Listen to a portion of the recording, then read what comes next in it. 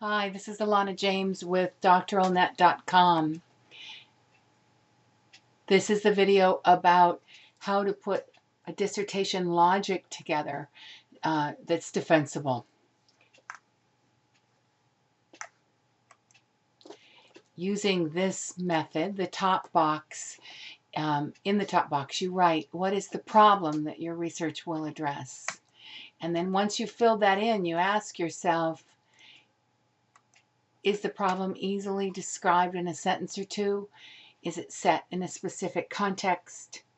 Can you gather your answers from a particular set of people? And do you have easy access to those people? Those are the things that make a problem something that you can get your hands around, and it will make a good dissertation. Then the lower box, you ask, what are the questions that you want to ask to get to that problem? Or if you think you know the answers, what hypothesis can you suggest? Once you have both boxes, then you look at the relationship between the two. Do they address the same problem? Oftentimes research questions aren't related to the problem, so that's a big issue. Do your questions address the heart of what you're trying to get at? Will you be able to find the answers? Are they interesting to you? Will they be interesting to others? And then when you get those two things in line, you fill in your methodology, how you're going to answer your questions, how you're going to analyze them. And then you ask questions again. Look at all three boxes. Do they relate to each other? Are they built around the same group of people? Can you get to answers, and will the answers across all three make some kind of sense?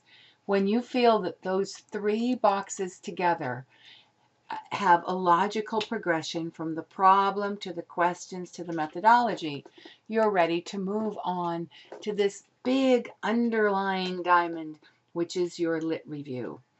And you need to have in your lit review only the topics that are going to allow your reader to better understand the things in the three boxes: your question, and your methodology. So then you say, does your lit review cover the information better needed to understand the context of the problem? Does it discuss what others have done when they've researched similar problems? Does your literature include and establish the questions that are important? If people have asked similar questions, what did they find? Are you asking questions which are measurable, and are things in the literature variables that you are asking questions about? Bottom line here is that everything in your lit review somehow relates to one of the three boxes: the problem statement, the questions themselves, or the methodology.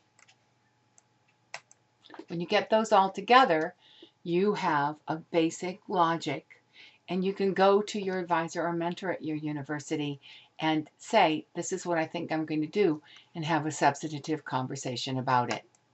We hope this has been helpful. There are many other tools that we think are also helpful, that in fact the graduate students that we work with know are helpful, and we are doctoralnet.com. Providing tools for doctoral students to finish their dissertations faster. Thanks so much.